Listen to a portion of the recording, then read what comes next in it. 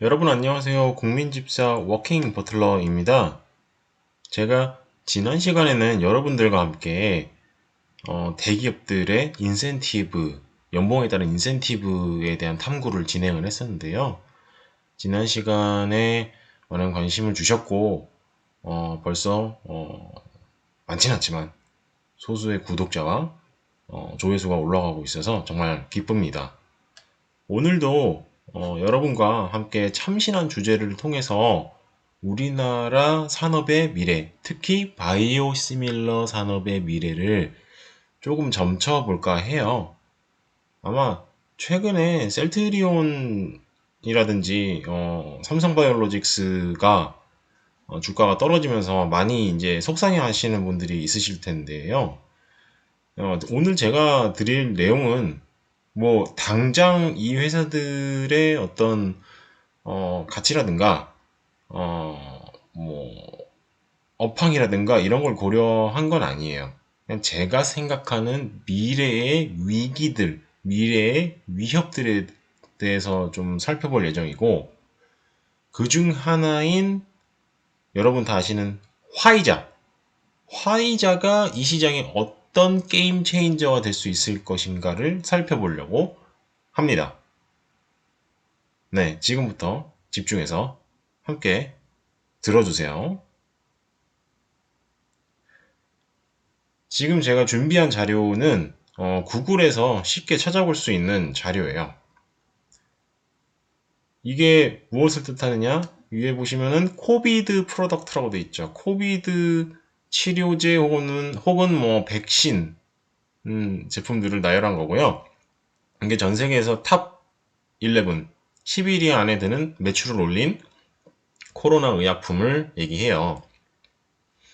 보시면 여러분들께서 너무나도 잘 아시는 화이자 바이오엔텍의 mRNA 백신 BNT가 지금 우리나라 돈으로 환산을 했을 때 얼마를 벌었느냐? 보시면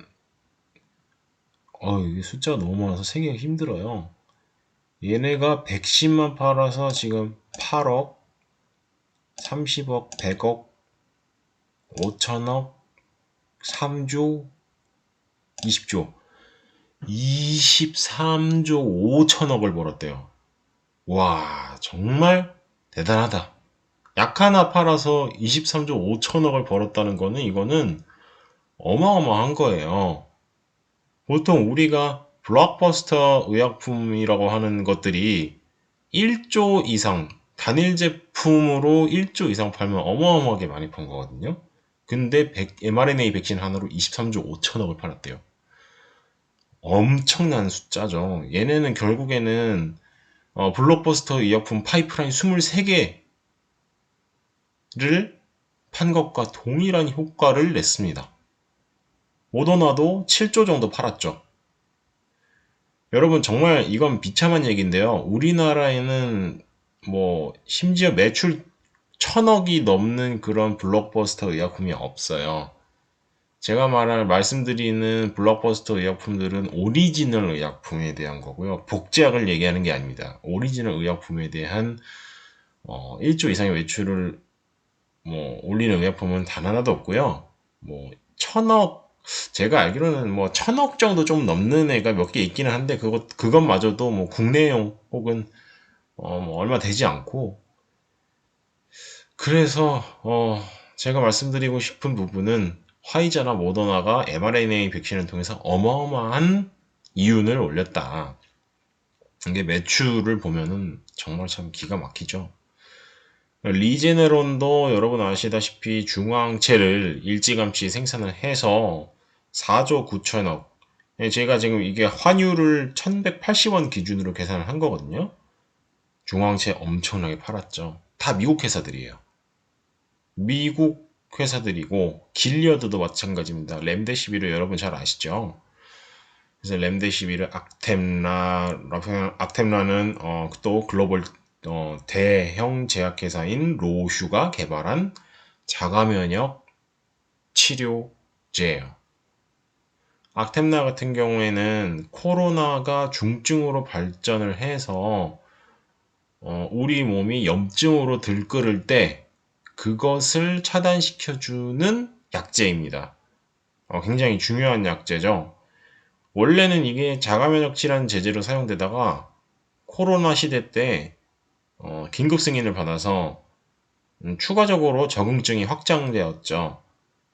기존의 자가면역 질환 제제에서 코로나 치료제까지. 왜냐하면 그 코로나로 인한 염증 과면역 반응도 자가면역 질환 반응 중 하나니까요. 이게 뭐 임상을 해보니까 이게 들어맞았나 봐요. 그래서 이렇게 매출을 달성할 수 있었고, 사실 이전에도 악템라는 제가 알기로는 1조 이상의 매출을 올리고 있는 그런 메이저 의약품이었죠. 아스트라제네카, 일라이릴리, 존슨앤존슨, 여기에 우리나라 기업인 셀트리온도 있어요. 근데 셀트리온이 올린 경영 성과를 보게 되면은 참 다른 제약 회사들과 비교했을 때 많이 부족하죠. 네, 443억 정도 팔았대요, 실질적으로. 얼마 못 팔았네요? 뭐 이게 리서치 기관에서 어떻게 조사한지 모르겠지만 약간 너무 미국 기업에 편중된 그런 시선을 보이는 것 같기도 하고, 뭐 글락소스미스클라인 비르가 생산해서 판매하고 있는 중앙체인 소트로비맙도 요 정도밖에 259억 이게 요거밖에 안 되네. 대체적으로 보면은 중앙체는 별로 인기가 없어요. 그런데 중증 질환인 자가면역 치료제를 위해서 탄생한 학템라, 항바이러스제인 렘데시비르. 중앙체가 3위를 찍은 게 있구나. 리제네르께 죄송합니다. 중앙체를 제가 무시했네요. 중앙체도 있고, 그런데 mRNA 백신이 압도적으로 높더라. 돈 엄청 많이 번 거죠.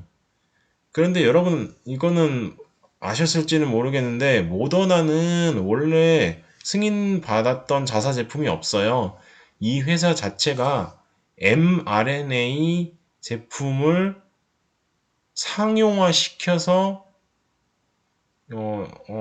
그 세계 최초로 뭔가 성과를 내고자 했던 기업이에요. 그래서 탄생한 거고, 얘네가 나스닥에 상장이 돼 있을 텐데, 나스닥에 상장돼 있는 그 약자가 mRNA예요. mRNA에 미친 회사예요, 여기는. 네. 모더나는 그래서 이제 상업화된 제품이 하나가 나왔다. 하지만 화이자는 얘기가 달라요. 화이자는 원래부터 글로벌 탑3 안에 드는 회사였고요. 삼성전자만큼 큽니다. 그리고 삼성전자보다 더 오래됐어요. 이 화이자가 얼마나 무섭냐면은, 이 회사는 여태까지 인수합병으로 커왔어요. 파이프라인도 엄청 많아요. 제품도 엄청나게 많고, 기존의 매출도 엄청나게 크고, 사실 뭐 제가 그 자료까지 다 정리해서 보여드리고 싶긴 하지만, 그냥 엄청난 공룡 기업이다. 제약계의 공룡 기업이다. 이렇게 생각을 하시면 됩니다. 자, 그럼 이제부터 제가 말씀드리고 싶은 부분은 화이자가 장사를 잘했다가 아니에요. 화이자가 이렇게 쓸어 담은 돈으로 앞으로 더욱더 메머드급 제약회사로 그 입지를 다져나갈 것인데, 이 많은 돈으로 뭘 할까요? 저는 뭐 많은 옵션들이 있겠지만 또 M&A를 할 수도 있고 경쟁자 죽이기를 할 수도 있고 옵션은 많아요. 돈 많은 놈이 장땡인 시장이죠. 자본주의 시장이. 네, 살펴볼게요. 제가 언급을 하고 싶었던 내용 중에 하나는 2016년에 발표됐던 내용이에요. 우리 세계 지도에서 우리 대한민국, 여기 있는 대한민국이 굉장히 작죠. 여기서 전 세계 최초로 셀트리온이 항체 바이오시밀러를 개발했어요. 개발한 항체 바이오시밀러를 통해서 굉장히 이 의약품 업계에 족적을 남겼죠. 셀트리온은 정말 대단한 기업이에요. 뭐 지금은 주가가 떨어져서 많이 아우성을 치시는 분들이 있는데, 아무것도 없는 땅에서 아무런 지원 없이 본인들의 힘만으로 이 자리까지 오게 된 셀트리온은 정말 저력이 대단한 회사입니다. 서정진 회장님도, 그리고 거기 계신 대표이사님들, 그리고 셀트리온 직원들 모두 칭찬해. 2016년에 셀트리온이 그 바이오시밀러, 인플릭시맙에 대한 바이오시밀러를 개발하고서 가장 큰 문제는 무엇이었느냐 하면, 셀트리온은 유럽이나 북아메리카 같은 지역에 판매망이 없어요. 여러분, 의약품을 개발한다고 끝이 아니거든요. 개발해서 실질적으로 어마어마한 매출을 올리기 위해서는 서플라이 체인, 유통망이 갖춰져 있어야 돼요. 그런데 북아메리카나 뭐 남아메리카, 유럽 같은 곳에 아무런 연고가 없는 셀트리온이 뭐 의약품을 팔 수 있겠어요? 못 팔아요. 그래서 2016년에 뉴스가 뜨죠. 화이자와 손을 잡고 셀트리온이 북미 시장에 인플릭시맙을 공급하기로 했다. 셀트리온에게 있어서 화이자는 아주 좋은 동반자였죠. 결국에는 이 회사가 셀트리온이 북아메리카라는 거대한 의약품 시장에 의약품을 팔 수 있게 해준 고마운 파트너예요. 근데 이 화이자가 얼마나 무서운 회사냐면은, 화이자가 호스피라라는 또 제약회사를 인수합병을 했어요. 호스피라도 꽤 큰 회사였거든요. 호스피라가 왜 이제 화이자가 인수합병하게 됐냐면, 제가 정확한 배경은 자세히까지는 모르는데, 호스피라가 북아메리카랑 유럽에 유통망이 엄청나게 넓게 뻗어져 있었대요. 이게 예전에 제가 그런 뉴스를 봤었는데, 화이자가 호스피라를 인수합병하면서 북미와 유럽의 엄청난 유통망을 다 집어삼켰다라고 들었습니다. 이게 왜 무섭냐? 셀트리온한테 좋은 일 아니냐라고 하시는데, 저는 그렇게 생각하지 않아요. 지금부터 그 이유를 말씀을 드릴게요. 제가 여기 썼죠. 우리나라 바이오 기업들 조심해야 한다. 셀트리온, 삼성바이오, 에피스 등. 이 셀트리온과 삼성바이오 에피스는 뭐 뉴스 찾아보시면 알겠지만, 대표적으로 우리나라에서 바이오시밀러를 개발 생산하는 그런 회사들이에요. 그런데 화이자가 무슨 전략을 준비하고 있느냐? 이미 셀트리온이랑 삼성바이오 에피스가 바이오시밀러 다 개발해놨는데, 화이자도 독자적인 바이오시밀러 개발을 한대요. 근데 봐봐.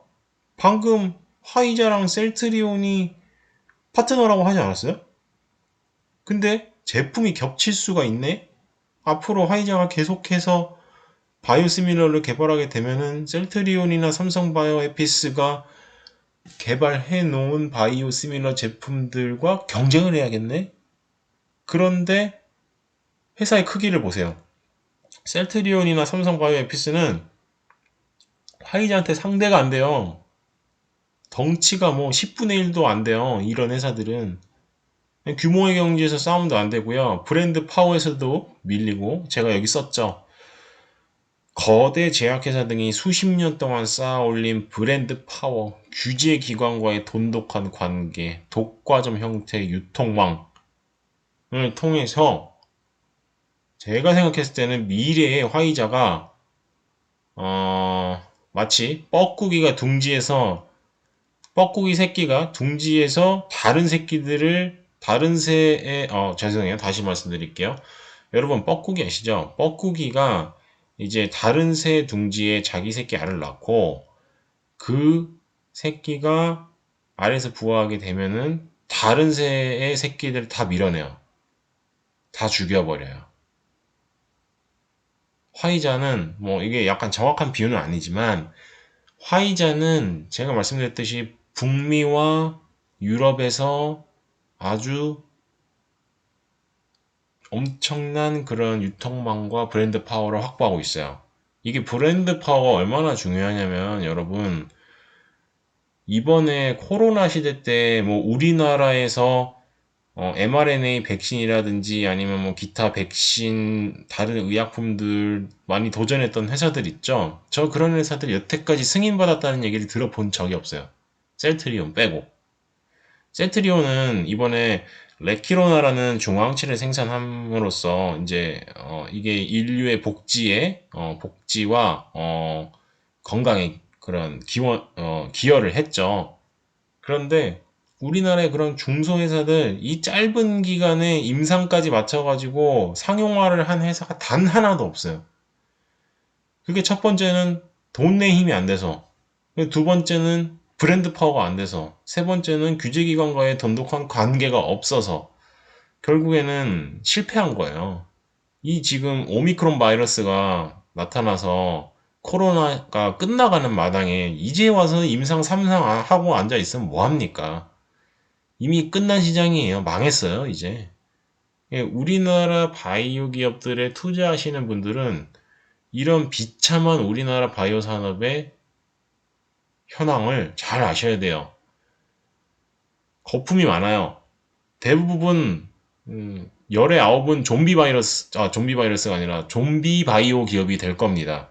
예전에 다른 유튜브에서 좀비 바이오에 대해서 언급한 그런 유튜브가 있는데요. 한번 찾아보세요. 열의 9은 다 좀비 바이오가 될 것이다. 계속해서 유상증자, 채권 발행 등을 하면서 주주들의 아픔을 먹고 사는 그런 기업이 될 거예요. 열의 9이라고 하면은 뭐 사실 셀트리온과 삼성바이오로직스를 제외한 나머지 중소제약회사들은 다 그렇게 될 가능성이 큰 거죠. 그런데 문제는 셀트리온과 삼성바이오로직스의 관계 회사인 삼성바이오에피스도 더 이상 안전하지 않다. 왜냐? 화이자가 독자적으로 바이오시밀러를 개발하고 있고 우리나라의 바이오시밀러 회사들을 크게 위협할 것이다. 그것도 뭘 바탕으로? 코로나 시대의 막대한 이윤을 바탕으로 더욱더 깡패같이 시장을 접수해 갈 것이다. 그게 가능한 이유가 뭐냐? 일단 미국 시장은 로비의 나라예요. 아시죠? 여러분, 미국이 로비가 얼마나 성행하는지. 미국은 로비가 합법이에요, 여러분. 규모의 경제도 큰데 로비까지 합법이야. 반칙이에요, 이거는. 근데 뭐 사실 합법인데 반칙이라고 할 수는 없죠. 돈 많은 놈이 장땡이지. 그러니까 언젠가는 이런 셀트리온이나 삼성바이오 에피스 같은 회사들이 유럽 시장이나 미국 시장에서 밀려날 수 있다는 겁니다, 여러분. 그러면 매출 줄겠죠?